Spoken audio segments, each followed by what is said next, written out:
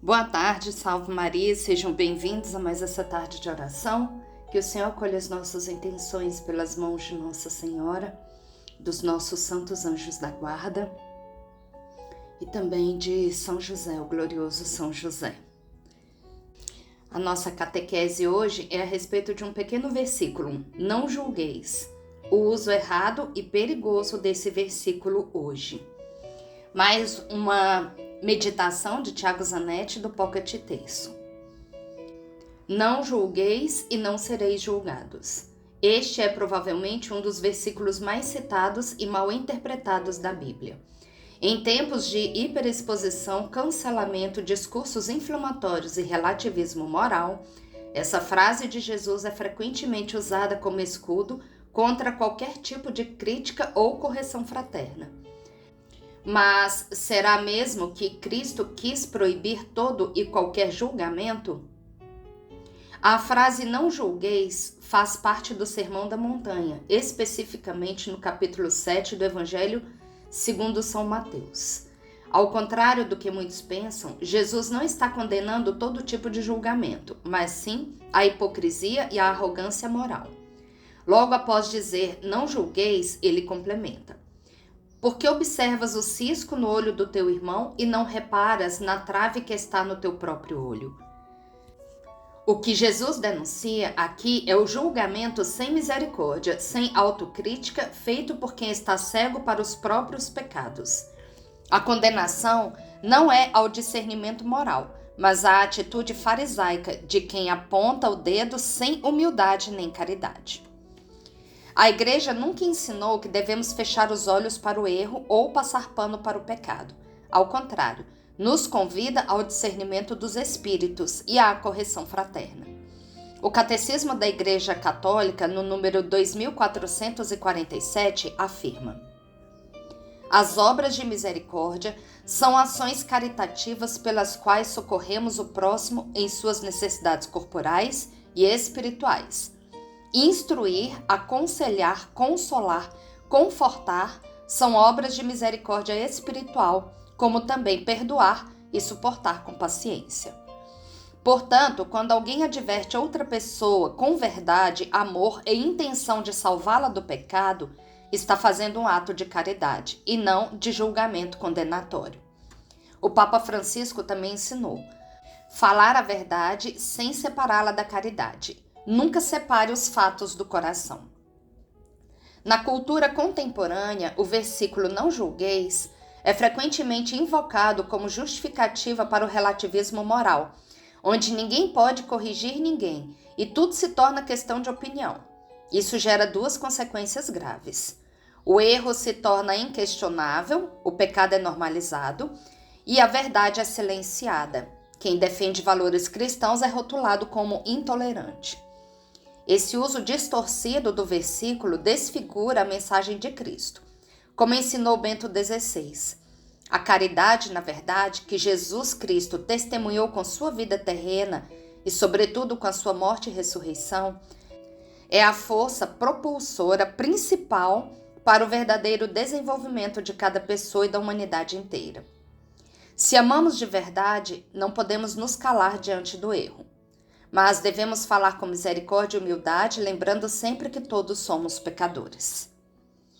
A tradição é clara: não julgar a alma, mas julgar as ações. São Tomás de Aquino ensina: julgar os pecados é um dever, mas julgar as intenções ocultas pertence só a Deus.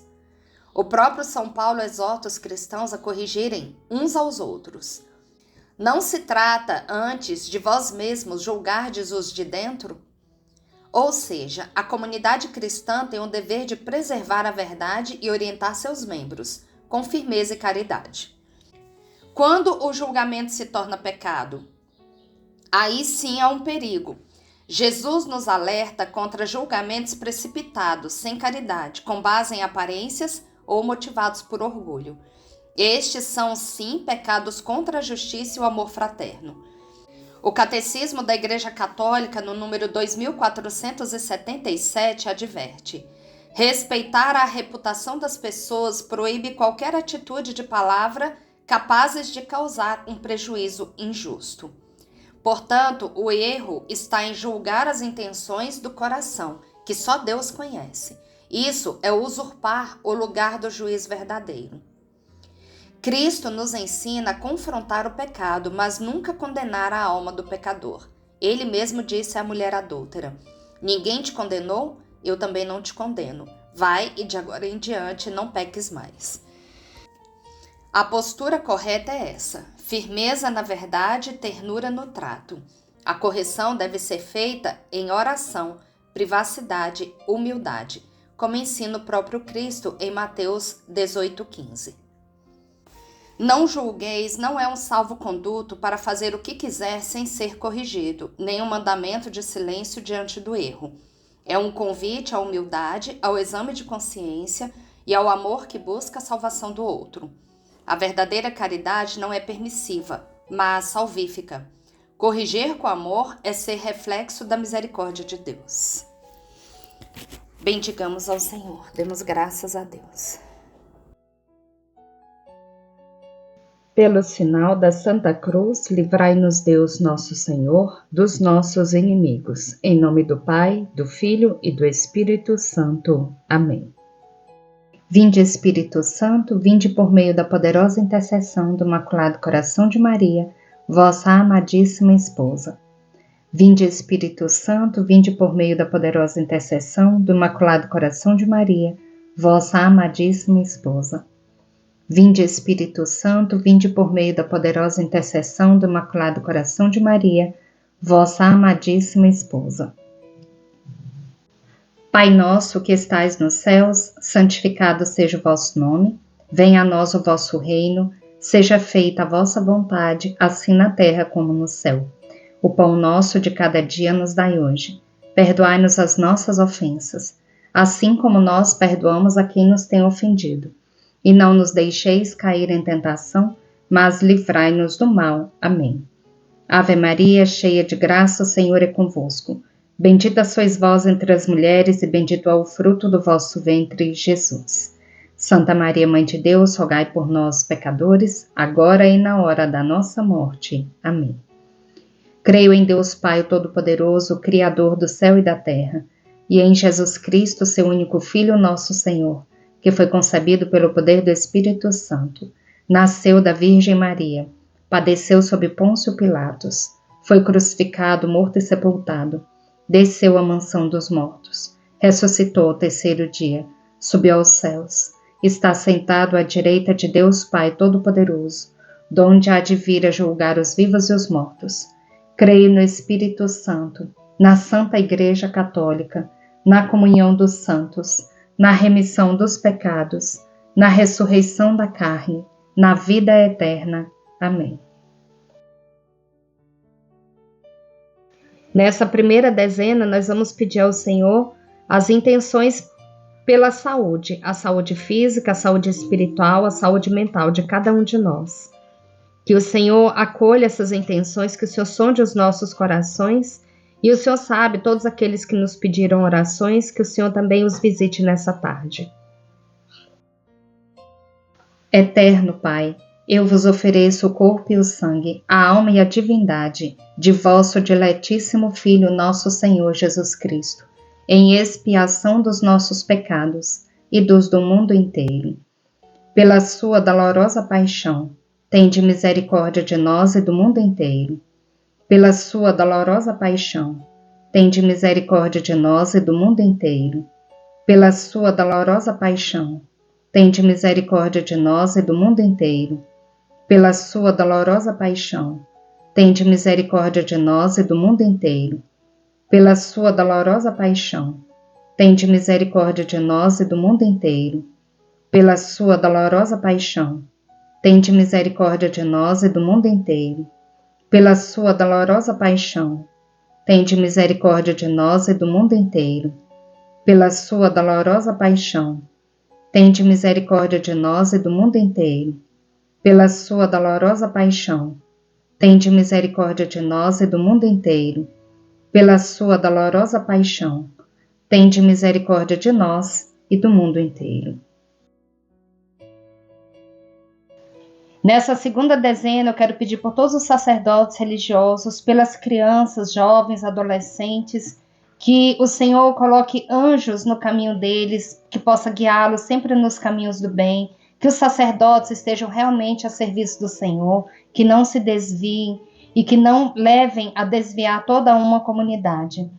Que as crianças sejam protegidas na sua inocência, sejam protegidas no seu espírito, que elas estejam sempre inclinadas para Deus, sempre. Que o Senhor as abençoe e as proteja sempre.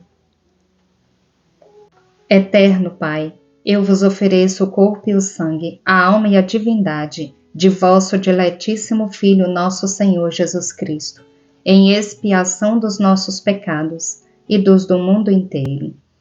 Pela sua dolorosa paixão, tende misericórdia de nós e do mundo inteiro.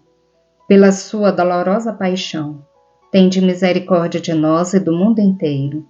Pela sua dolorosa paixão, tende misericórdia de nós e do mundo inteiro. Pela sua dolorosa paixão, tende misericórdia de nós e do mundo inteiro. Pela sua dolorosa paixão, tende misericórdia de nós e do mundo inteiro. Pela sua dolorosa paixão, tende misericórdia de nós e do mundo inteiro. Pela sua dolorosa paixão, tende misericórdia de nós e do mundo inteiro. Pela sua dolorosa paixão, tende misericórdia de nós e do mundo inteiro. Pela sua dolorosa paixão, tende misericórdia de nós e do mundo inteiro. Pela sua dolorosa paixão, tende misericórdia de nós e do mundo inteiro. Nessa terceira dezena, nós vamos colocar pelo nosso Brasil, pedindo ao Senhor a graça da libertação, que o Senhor nos liberte do comunismo, da corrupção, das ideologias satânicas e de todo o mal. Que o Senhor proteja a nossa nação brasileira, nossa terra de Santa Cruz, de toda influência maligna. Nós vamos colocar também por todas as mulheres que pensam em abortar, que o Senhor não permita tamanha atrocidade, que o Senhor proteja todas as crianças, especialmente aquelas que estão no ventre de suas mães e que pensam no aborto. Eterno Pai, eu vos ofereço o corpo e o sangue, a alma e a divindade de vosso diletíssimo Filho, nosso Senhor Jesus Cristo, em expiação dos nossos pecados e dos do mundo inteiro. Pela sua dolorosa paixão, tende misericórdia de nós e do mundo inteiro. Pela sua dolorosa paixão, tende misericórdia de nós e do mundo inteiro. Pela sua dolorosa paixão, tende misericórdia de nós e do mundo inteiro. Pela sua dolorosa paixão, tende misericórdia de nós e do mundo inteiro. Pela sua dolorosa paixão, tende misericórdia de nós e do mundo inteiro. Pela sua dolorosa paixão, tende misericórdia de nós e do mundo inteiro. Pela sua dolorosa paixão, tende misericórdia de nós e do mundo inteiro. Pela sua dolorosa paixão, tende misericórdia de nós e do mundo inteiro. Pela sua dolorosa paixão, tende misericórdia de nós e do mundo inteiro. Pela sua dolorosa paixão, tende misericórdia de nós e do mundo inteiro. Nessa quarta dezena, nós vamos colocar os nossos filhos, sobrinhos, netos, sejam eles crianças, jovens ou adolescentes. Mas coloquemos especialmente as crianças, adolescentes e jovens que foram abandonados, que por algum motivo estão longe dos seus pais, que o Senhor os guie, que os anjos do Senhor, que as santas dominações estejam com elas e que as guias protejam todo o decurso de sua vida.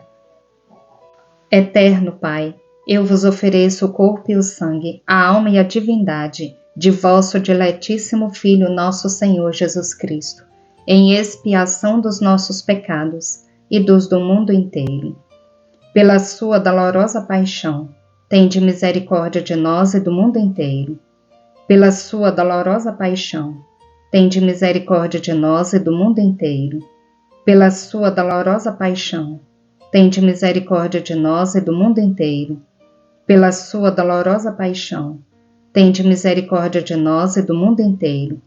Pela sua dolorosa paixão, tende misericórdia de nós e do mundo inteiro. pela sua dolorosa paixão, tende misericórdia de nós e do mundo inteiro. Pela sua dolorosa paixão, tende misericórdia de nós e do mundo inteiro. Pela sua dolorosa paixão, tende misericórdia de nós e do mundo inteiro. Pela sua dolorosa paixão, tende misericórdia de nós e do mundo inteiro. Pela sua dolorosa paixão, tende misericórdia de nós e do mundo inteiro.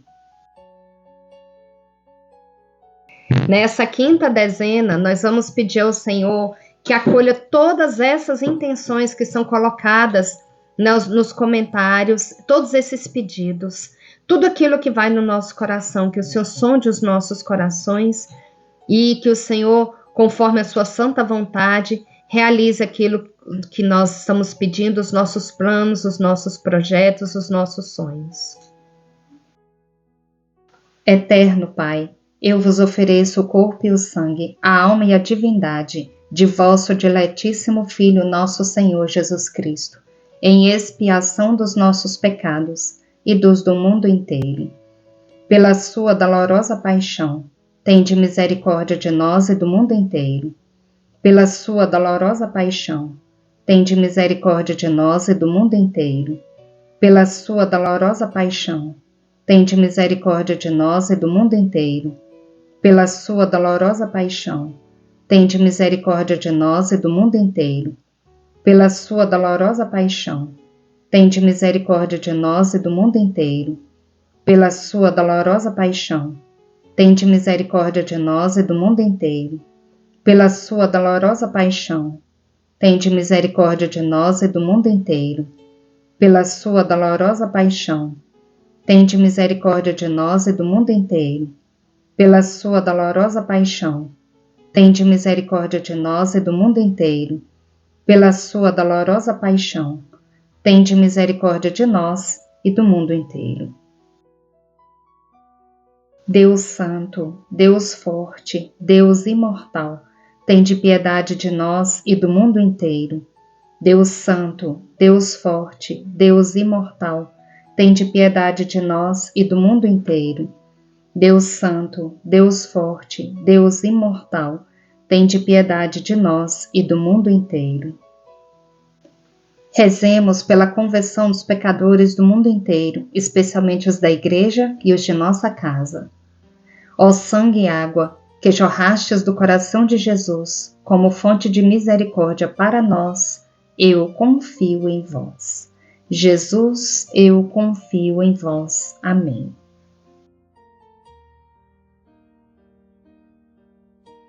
Agora vamos ouvir a meditação do Diário de Santa Faustina, com a Patrícia Mendes, missionária da Canção Nova. Peçamos que o Senhor continue abençoando para que ela continue nos ajudando com essas meditações. Diário de Santa Faustina, 1087.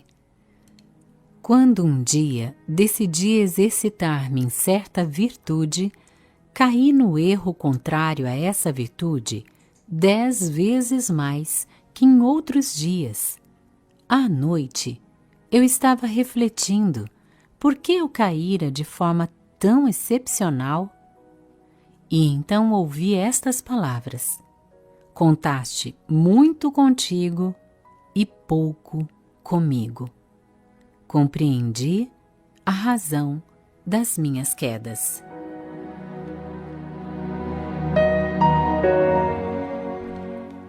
Nesse breve trecho do Diário de Santa Faustina, que lição Deus nos dá. E é isso que muitos de nós temos vivido, infelizmente. Mas é tempo de conversão, porque todos os dias Deus nos chama à mudança de vida. Todos os dias Deus nos convida a voltarmos para Ele. Porque, infelizmente, ao longo do dia, muitas são as distrações.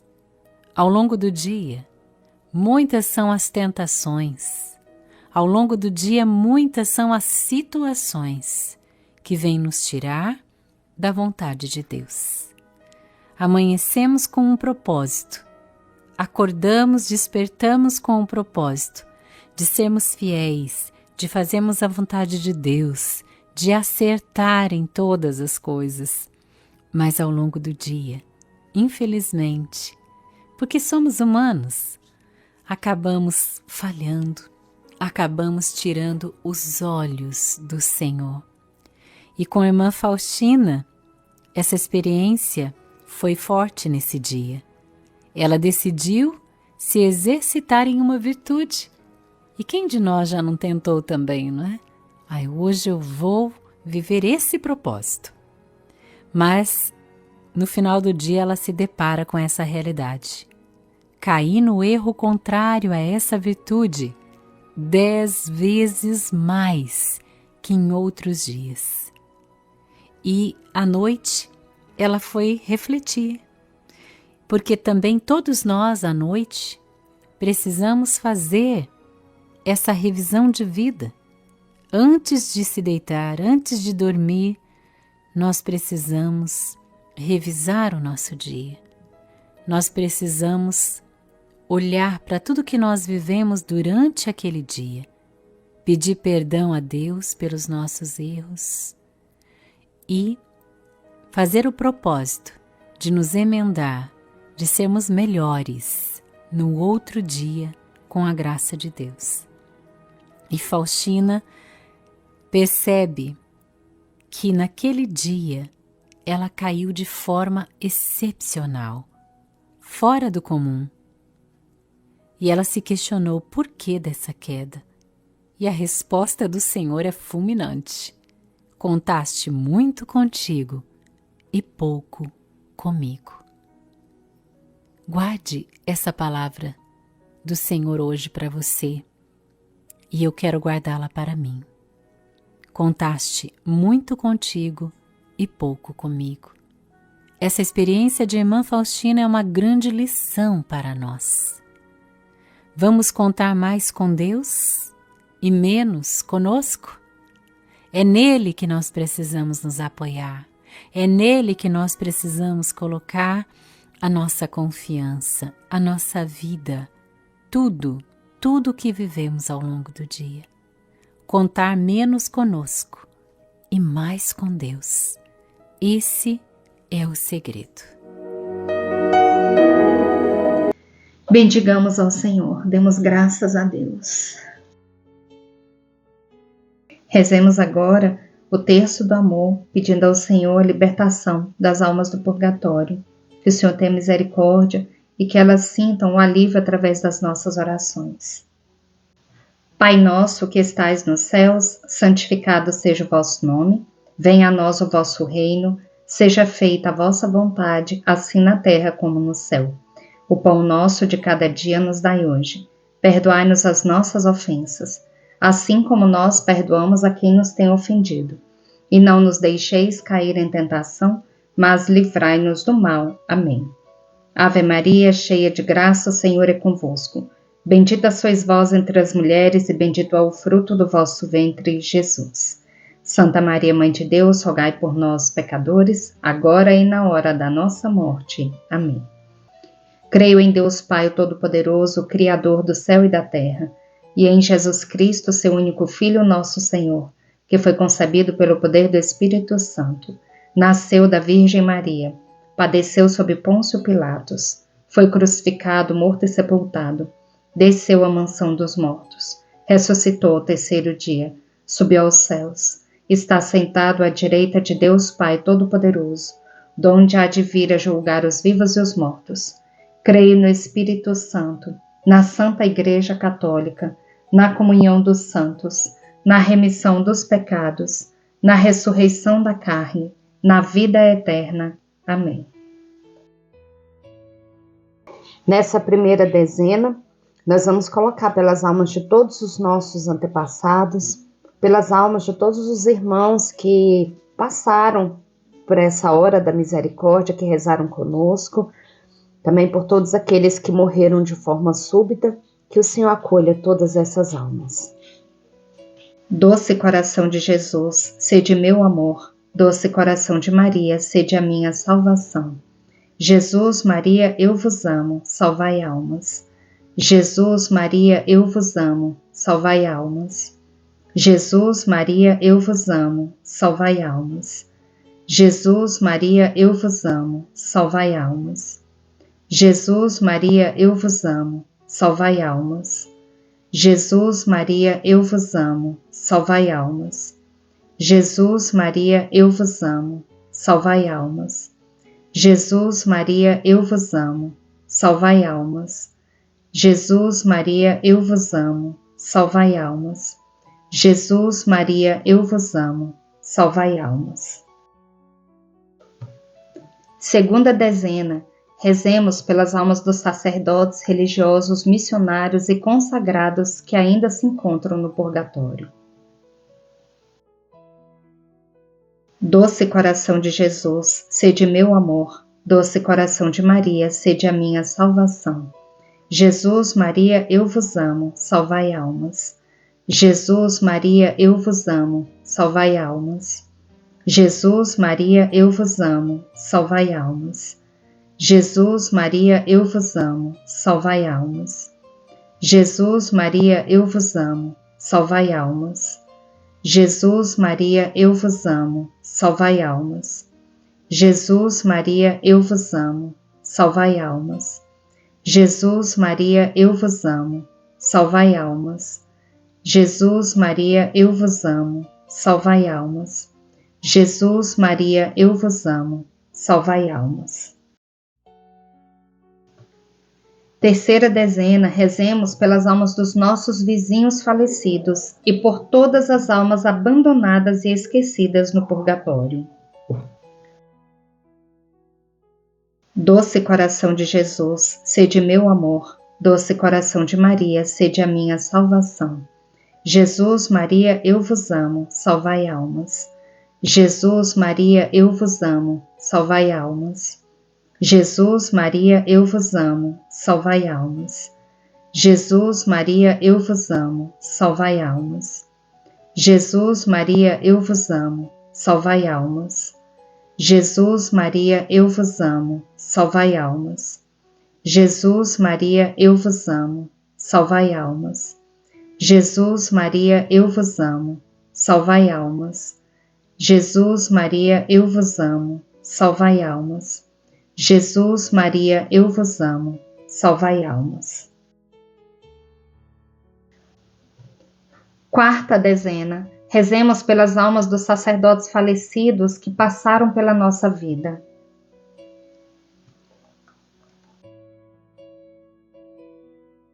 Doce coração de Jesus, sede meu amor. Doce coração de Maria, sede a minha salvação. Jesus, Maria, eu vos amo, salvai almas. Jesus, Maria, eu vos amo, salvai almas. Jesus, Maria, eu vos amo, salvai almas. Jesus, Maria, eu vos amo, salvai almas.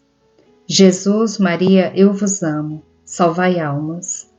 Jesus, Maria, eu vos amo, salvai almas. Jesus, Maria, eu vos amo, salvai almas. Jesus, Maria, eu vos amo, salvai almas. Jesus, Maria, eu vos amo, salvai almas. Jesus, Maria, eu vos amo, salvai almas.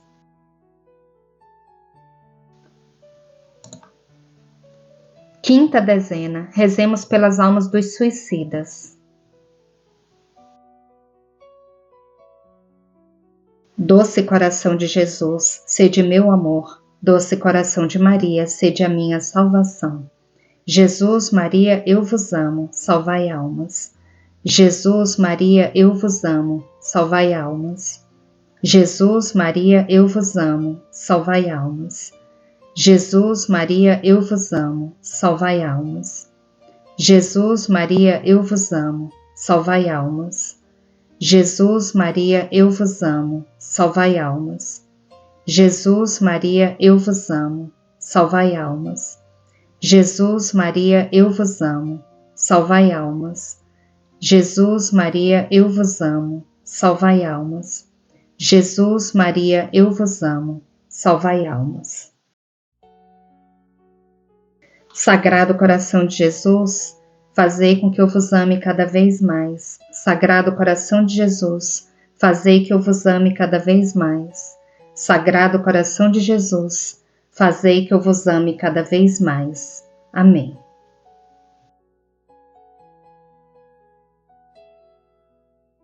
Vamos para a leitura de mais um capítulo do Evangelho como me foi revelado, capítulo 636, a Páscoa suplementar. Assim começa a visão de Maria Valtorta. A ordem de Jesus foi seguida ao pé da letra desta vez, e Betânia está lotada de discípulos. Eles estão nos prados, nas trilhas, nos pomares, nos olivais de Lázaro, que não conseguem conter tanta gente que não quer danificar os bens do amigo de Jesus. De fato, além destes, muitos outros estão espalhados também pelos olivais que de Betânia conduzem a Jerusalém pelos caminhos dos olivais. Estão mais próximos da casa os discípulos mais antigos, mais distantes os outros e ainda outros. Rostos pouco conhecidos ou desconhecidos de fato. Mas quem consegue ainda reconhecer tantos rostos e saber seus nomes? Eu creio que sejam uns 100. De vez em quando, no bando, um rosto ou um nome me lembram faces já vistas entre aqueles que foram beneficiados ou convertidos por Jesus, talvez na última hora, mas vai além da minha capacidade recordar tantos rostos e tantos nomes, reconhecer todos eles. Seria como pretender que eu tivesse reconhecido quem estava no meio da multidão que se apinhava ao longo das ruas de Jerusalém, no domingo de Ramos ou naquela dolorosa sexta-feira, ou quem cobria o Monte Calvário com um tapete de rostos, em sua maioria marcados pelo ódio. Da casa de Simão entram e saem os apóstolos, circulando pelo meio do povo para conservá-lo tranquilo e para responder às perguntas. Lázaro e Maximino também os ajudam. Das portas-janelas do andar de cima de Simão, aparecem e desaparecem os rostos de todas as discípulas, cabeleiras grisalhas ou escuras, por entre as quais reluzem as cabeças louras de Maria Madalena e de Áurea. De vez em quando, uma ou outra desponta a fim de olhar e depois se retira. Lá estão todas, todas mesmo, jovens e velhas, até aquelas que nunca foram lá, como Sara de Afec. No terraço estão brincando os meninos, lá reunidos por Sara, os netos de Ana de Meron, Maria e Matias, o menino Xialém, que era aleijado e neto de Naum, e que agora está feliz e são, e outros ainda. Parecem um bando de passarinhos felizes, vigiados por Marzian e por outros discípulos jovenzinhos, como o pastorzinho de Enon e Jaia de Pela. Estou vendo agora entre as crianças também o menino de Sidom, que era cego. Compreende-se que foi seu pai que o trouxe consigo. O sol começa a se pôr num crepúsculo maravilhoso. Pedro vai conversar com Lázaro e os seus companheiros. Eu acho que é bom despedir o povo. Que dizeis? Hoje também ele não virá, e muitos desses aí deverão hoje de tarde consumar a pequena Páscoa, diz Pedro. Sim, é bom despedi-los. Talvez o Senhor terá julgado bom não vir hoje. Em Jerusalém estão reunidos todos os do templo. Não sei como chegou a eles a notícia de que ele vinha, diz Lázaro. Tadeu diz preocupado, e se assim for, que é que lhe poderão fazer ainda? Tu estás esquecido de que eles são assim, diz Lázaro, e nestas minhas palavras está tudo dito. Mesmo que a ele não possam fazer nada de mal, podem fazer muito mal a estes que vieram para adorá-lo. E o Senhor não quer que se faça mal aos seus fiéis. Além disso, pensas tu que eles, cegos pelo seu pecado e por seus pensamentos, sempre os mesmos, imutáveis, não tenham, no medo de um grande contraste de ideias que eles têm na cabeça, também a ideia de que o Senhor ressuscitou, isto é, que ele nunca tinha morrido e tenha saído de lá como alguém que desperta por si mesmo, ou pela cumplicidade de muitos? Vós nem sabeis que bosque selvagem de pensamentos, que emaranhamento, que tempestade de suposições está na cabeça deles. Eles inventaram coisas para não confessarem a verdade. Realmente pode-se dizer que os cúmplices de ontem se dividiram hoje pela mesma causa que os conservava unidos antes. E qualquer pessoa fica seduzida pela conversa deles. Estás vendo? Alguns já não estão mais entre os discípulos. Bartolomeu diz: deixa que eles se vão. Vieram outros melhores. Certamente entre aqueles que lá se foram, devem constar aqueles que disseram ao Sinédrio que o Senhor estará aqui no 14º dia do 2º mês, e depois dessa delação não tiveram mais coragem de vir. Fora, fora, basta de traidores. Zelota diz: eles sempre existirão, meu amigo. O homem cede demais às impressões e pressões. Mas não devemos ter medo. O Senhor sempre tem dito que não devemos temer. Pedro diz: e não temamos. Há poucos dias nós ainda tínhamos medo, estáis lembrados? Eu, pela minha parte, tinha medo de voltar aqui. Agora me parece não ter mais aquele medo, mas não confio demais em mim mesmo. E vós também não confieis demais em vossos Cefas, porque eu já mostrei uma vez que sou uma argila que se esfarinha, ao invés de ser um granito compacto. Pois bem, vamos despedi-los. Cabe a ti, Lázaro. Não, Simão Pedro, a ti, tu és o chefe, diz Lázaro benignamente, passando o braço ao redor das costas de Pedro e empurrando-o para a escada e subindo por ela para o terraço que rodeia a casa de Simão Zelota. Pedro faz o gesto de quem quer falar, e as pessoas que estão perto dele se calam, enquanto as que estão longe dele se aproximam. Pedro espera que a maior parte se aproxime e depois diz: homens de todas as partes de Israel, escutai.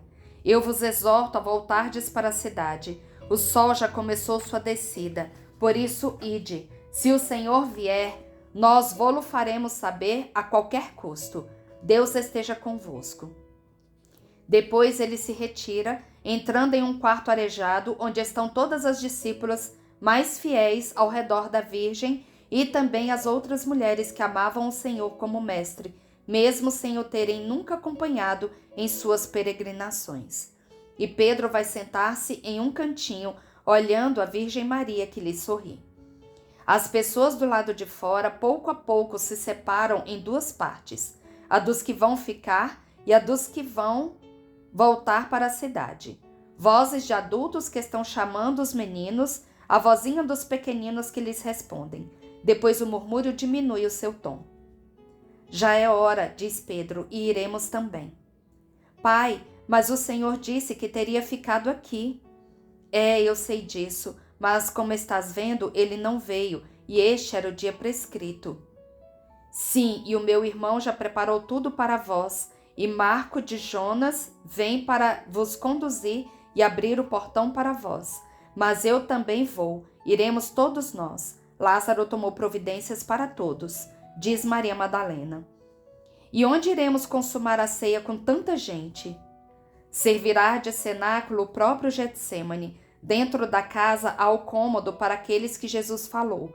Fora, perto da casa, estão as mesas dos outros. Assim é que ele quis. Quem? Lázaro? O Senhor. O Senhor? Mas quando foi que ele veio? Ele veio. Que é que te importa o dia? Ele veio e falou com Lázaro. Eu creio que ele já venha, aliás, já veio até cada um de nós, mesmo se nenhum de nós o diz, conservando aquela alegria como a sua pérola mais querida, que teme até mesmo mostrar com receio de que ela perca a sua luz mais bonita. Os segredos do rei, diz Bartolomeu, e olha o grupo das discípulas virgens, que ruboriza no rosto como se um raio do pôr do sol as tocasse. Mas é chama espiritual de alegria intensa essa que se acende. Maria, a Virgem das Virgens, branca em suas vestes de linho, como um lírio revestido de candor, inclina a cabeça, sorrindo sem falar. Como ela ficou semelhante neste momento à Virgem da Anunciação. Mateus confessa: com certeza, sozinhos, ele não nos deixa, mesmo que não apareça visivelmente. Eu digo que é ele quem coloca em meu pobre coração e na ainda mais pobre mente certos pensamentos. Os outros nada dizem, olham um para o outro enquanto vão pondo os mantos e espiando como estão ficando e vice-versa. Mas o mesmo cuidado com o qual alguns cobrem o mais possível o rosto para conservarem encoberta a onda de alegria espiritual que refloresce ao pensarem nos divinos encontros secretos, denuncia-os como sendo os favoritos. Pois dizei-o, falam os outros, nós não somos ciumentos, nem somos indiscretos para o querermos saber, mas será para nós um conforto podermos esperar que não seremos para sempre privados de sua vista. Lembrai-vos das palavras de Rafael a Tobias. É bom conservar escondido o segredo do rei, mas é honroso revelar e publicar as obras de Deus. Tem razão, anjo de Deus, guardai o segredo das palavras que ele vos disse, mas revelai o seu contínuo amor por nós. Tiago de Alfeu olha para a Virgem Maria como para receber dela uma luz, e tendo percebido pelo seu sorriso que ela consente, diz: é verdade, eu vi o Senhor, e nada mais, e ele é o único que o diz. Os outros dois que se cobriram bem, isto é, João e Pedro, não dizem nada. Saem todos em grupos, os 11 na frente, depois Lázaro com as irmãs e as discípulas ao redor da Virgem Maria, por último os pastores e muitos dos 72 discípulos. Encaminham-se em direção a Jerusalém pela estrada alta que conduz ao Horto das Oliveiras. As crianças que ficaram correm para frente e para trás felizes. Marcos ensina uma estradinha que não passa pelo campo dos Galileus nem pelas zonas mais transitadas e os conduz diretamente à cerca nova do Horto das Oliveiras. Ele a abre, fala-os passar e fecha. Muitos discípulos estão cochichando uns com os outros, e alguém vai interrogar os apóstolos, especialmente João, mas eles fazem um sinal para que esperem, pois não é ainda a hora de fazer o que eles estão perguntando, e todos ficam quietos. Quanta paz neste vasto olival, ainda beijado pelos últimos raios do sol em suas partes mais altas, enquanto as partes mais baixas já estão na sombra. Um leve sopro de vento por entre as folhas de um verde prateado e um alegre cantar dos passarinhos que estão saudando o dia que morre. Eis a casinha do vigia. No terraço, que faz as vezes do teto, Lázaro fez com que montassem um pavilhão de tendas e o terraço se transformou em um cenáculo pêncil para aqueles discípulos que não puderam consumar a Páscoa um mês antes. Embaixo, no pequeno celeiro muito limpo, há outras mesas. Dentro da casa, no melhor cômodo, a mesa para as discípulas. Para as diversas mesas dos que não fizeram ainda a Páscoa, são levados os cordeiros assados, a alface, os pães ázimos e o molho avermelhado, e colocam também o cálice do rito. Na mesa das mulheres, porém, não se põe o cálice do rito, mas muitas taças, uma para cada comensal. Compreende-se que as mulheres estavam dispensadas daquela parte da cerimônia. Nas mesas daqueles que já consumaram a Páscoa, no tempo previsto está o cordeiro, mas não estão os pães ázimos e a alface com o molho avermelhado. Lázaro e Maximino providenciam tudo, e Lázaro se inclina para Pedro a fim de dizer-lhe algo que faz o apóstolo mover a cabeça violentamente numa negação inflexível. Diz Filipe que está a seu lado, contudo cabe a ti. Mas Pedro diz, mostrando Tiago de Alfeu, toca a ele. Enquanto estão discutindo, eis que o Senhor aparece na entrada do pequeno celeiro a saudar. A paz esteja convosco. Todos se põem de pé e o barulho serve de aviso para as mulheres sobre o que está acontecendo. Estão para sair, mas Jesus entra na casa saudando as mulheres também. A Virgem Maria diz, meu filho, e o venera mais profundamente do que todos, ensinando com aquele gesto que por mais que Jesus possa ser amigo e parente a ponto de ser até filho, ele sempre é Deus e deve ser venerado como Deus, venerado sempre em espírito de adoração, mesmo que o seu amor por nós seja tão generoso a ponto de fazer que ele se doe com toda a confiança como irmão e como esposo nosso. A paz a ti, minha mãe. Sentai, comei. Eu vou lá para cima, onde Marzian está esperando o seu prêmio. Jesus sai e sobe pela escadinha e chama em voz alta. Simão Pedro e Tiago de Alfeu, vinde aqui. Os dois mencionados sobem atrás dele e Jesus vai sentar-se à mesa do centro, onde está Marzian, dizendo aos 2 apóstolos: vós fareis o que eu vos disser. E ao chefe da mesa, que é Matias, diz: começa o banquete pascal. Jesus, nesta tarde, tem Marziã a seu lado, no lugar onde estava João na outra vez. Pedro e Tiago estão atrás do Senhor, esperando suas ordens. E esta ceia procede com o mesmo ritual da ceia pascal: os hinos, os pedidos, as libações. Não sei se nas outras mesas acontece o mesmo. Eu me fixo onde está Jesus. Lá onde está Jesus eu me fixo, a menos que uma sua vontade não me obrigue a ver outra coisa, e de tudo esqueço para contemplar o meu Senhor, que agora oferece os bocados melhores do seu cordeiro. Ele o pegou no prato, mas não o come, assim como não toma verduras nem molhos, nem bebe ao cálice. A Marziã, que está até extasiado. Jesus no princípio fez um sinal a Pedro, para que se inclinasse a fim de ouvi-lo, e Pedro, depois de tê-lo ouvido, diz em voz alta: neste momento, o Senhor ofereceu por todos nós o cálice, sendo pai e chefe de sua família. Agora ele fez um novo sinal a Pedro, que de novo o ouve e depois se levanta para dizer: neste ponto o Senhor se cingiu para purificar-nos e ensinar-nos como nós mesmos devemos fazer para consumar dignamente o sacrifício eucarístico.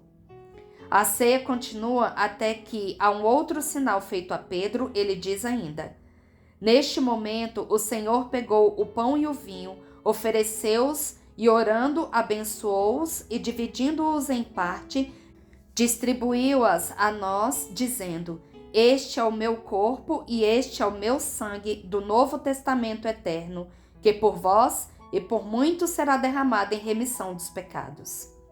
Jesus se levanta. É majestoso. Ordena a Pedro e a Tiago de pegar um pão e dividi-lo em pequenas porções, de encher o cálice, o maior dos que estão sobre as mesas. Eles obedecem e seguram diante dele o pão e o vinho, e Jesus estende sobre eles as suas mãos, rezando sem nenhum gesto ou palavra, a não ser o seu olhar contemplativo. Distribuí os pedaços do pão partido e oferecei o cálice fraternal. Todas as vezes que assim fizerdes, vós o fareis em memória de mim. Os 2 apóstolos obedecem, cheios de veneração. Enquanto está sendo feita a distribuição das espécies, Jesus desce até as mulheres. Eu penso, mas não vejo porque não entro onde elas estão, que Jesus dá a comunhão à sua mãe com suas próprias mãos. É um pensamento meu, não sei se ele corresponde à verdade. É que eu não entenderia porque ele teria ido até lá, a não ser para fazer isso. Depois ele retorna ao terraço. Não se senta mais. O jantar está chegando ao fim. Ele diz: tudo está consumado. Tudo está consumado, Senhor. Foi assim que eu fiz sobre a cruz. Levantai-vos, vamos rezar. Ele estende os braços como se estivesse na cruz e entoa a oração do Pai Nosso. Não sei por que é que eu estou chorando. Penso que talvez seja a última vez que eu ouço rezar esta oração. E como nenhum pintor poderá nunca dar-nos a verdadeira efígie de Jesus, assim também ninguém, por mais santo que seja, poderá dizer tão virilmente e docemente ao mesmo tempo o Pai Nosso. Eu terei sempre muita saudade desses Pais Nossos ditos por Jesus, um verdadeiro colóquio da alma com um Pai muito amado e adorado dos céus. Esse grito de honra, de obediência, de fé, de submissão, de humildade, de misericórdia, de desejo, de confiança, tudo.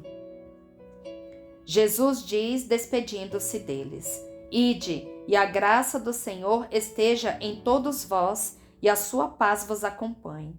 E se despede em um fulgor de luz que supera de muito o clarão da lua, que já está cheia e bem no alto, sobre o Monte das Oliveiras, silencioso, e o das lâmpadas acesas colocadas sobre a mesa. Não se ouve mais nenhuma voz. Há lágrimas nos rostos, adorações nos corações, e nada mais. A noite está presenciando e conhece, juntamente com os anjos, as palpitações daqueles benditos corações. E assim cessa a visão de Maria Valtorta. Bendigamos ao Senhor. Demos graças a Deus. Começa a visão do capítulo 637, a Deusa a Mãe antes de subir ao Pai. Por Maria, nós temos tudo. E assim começa a visão de Maria Valtorta. Eu vejo sempre o quarto da Virgem Maria. Os sinais da paixão desapareceram. A Virgem está sentada e lê. Devem ser livros sagrados, porque não lê certamente outra coisa naquele rolo que tem nas mãos. Não está mais torturada. O seu rosto permanece mais grave desde a paixão, mais maduro, mas não está mais trágico. Agora está majestoso e sereno. Parece manhã, porque já se vê um belo sol que entra no quarto quieto pela janela aberta. Mas se vê que o jardim, fechado com altos muros, para o qual se abre a janela, está ainda todo fresco de orvalho. Jesus entra. Ainda está com aquela esplêndida veste da manhã da ressurreição. O seu semblante emana fulgor e as feridas são pequenos sóis. Maria Santíssima se ajoelha sorrindo e depois se levanta e o beija sobre a mão direita. Jesus a abraça ao coração e a beija na fronte sorrindo e lhe pede um beijo que Maria dá também sobre a fronte dele. Mamãe, o meu tempo de permanência sobre a terra terminou. Subo ao Pai. Vim dar-te um adeus particular e mostrar-me a ti ainda uma vez, assim como estarei no céu. Não pude mostrar-me aos homens com essa veste de esplendor.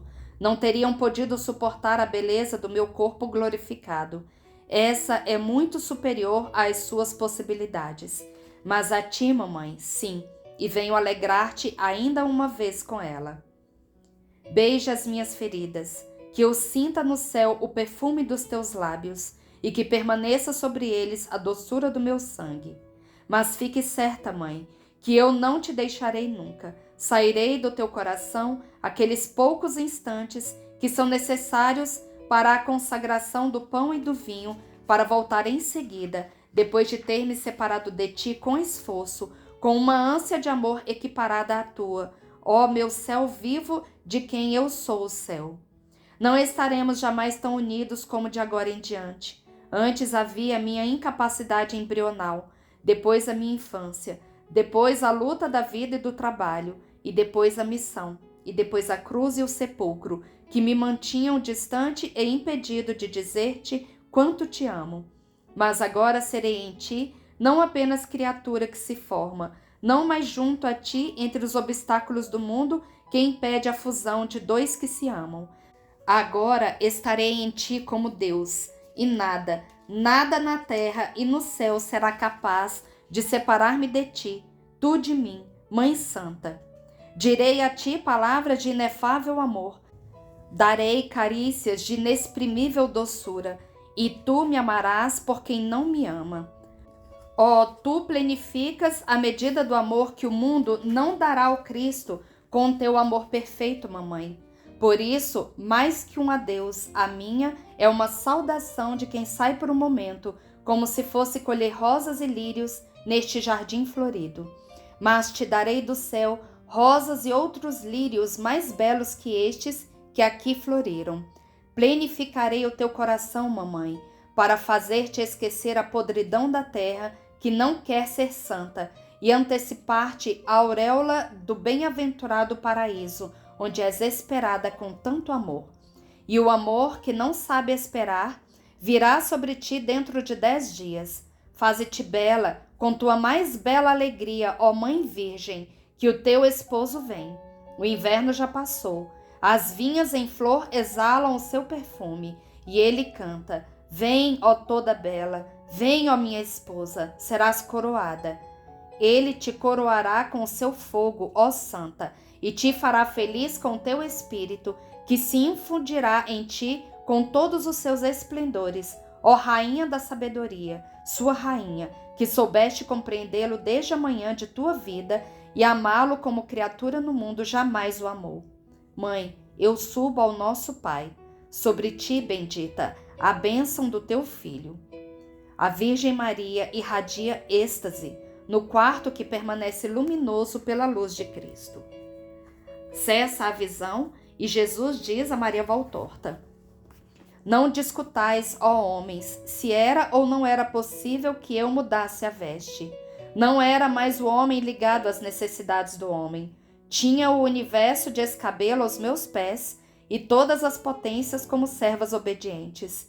E se enquanto era evangelizador tinha podido transfigurar-me no Tabor, não teria podido, tendo me tornado Cristo glorioso, transfigurar-me para minha mãe? Antes não, mudar-me para os outros homens e aparecer a ela assim como eu era então, divino, glorioso, transfigurado, de homem como me mostrava a todos, naquele que eu era na realidade. Havia-me visto, pobre mãe, transfigurado de sofrimentos. Era justo que me visse transfigurado pela glória. Não discutais se eu podia estar realmente em Maria. Se vós dizeis que Deus está nos céus e na terra e em toda parte, como podeis duvidar que eu pudesse estar contemporaneamente no céu e no coração de Maria, que era um céu vivo? Se vós acreditais que eu esteja no sacramento e fechado nos vossos cibórios, por que duvidais que eu estivesse nesse cibório puríssimo, ardentíssimo, que era o coração de minha mãe? O que é a Eucaristia? É o meu corpo e o meu sangue unidos à minha alma e à minha divindade. Pois bem, quando ela engravidou de mim, o que possuía em seu seio de diferente? Não tinha o Filho de Deus, o Verbo do Pai, com o seu corpo, sangue, alma e divindade? Vós não me tendes, talvez, porque Maria me teve e me deu a vós, depois de ter me carregado por 9 meses? Pois bem, como eu deixei o céu para permanecer no seio de Maria, assim agora que deixo a terra, elejo o seio de Maria como meu cibório. E há algum cibório em alguma catedral mais belo e santo do que este? A comunhão é um milagre de amor que eu fiz para vós, homens. Mas no topo dos meus pensamentos de amor, raiava o pensamento de infinito amor para poder viver com minha mãe e fazê-la viver comigo enquanto não estivermos reunidos novamente no céu. Eu fiz o primeiro milagre para a alegria de Maria em Caná da Galileia. O último milagre, aliás, os últimos milagres, foram para o conforto de Maria em Jerusalém. A Eucaristia e o véu da Verônica. O véu foi para dar um fio de mel ao amargor da desolada. A Eucaristia para não fazê-la sentir que Jesus não estava mais sobre a terra. Tudo, mas compreendei uma vez, vós tendes por Maria. Devereis amá-la e bendizê-la a cada respiração vossa. O véu de Verônica é também um aguilhão para a vossa alma cética.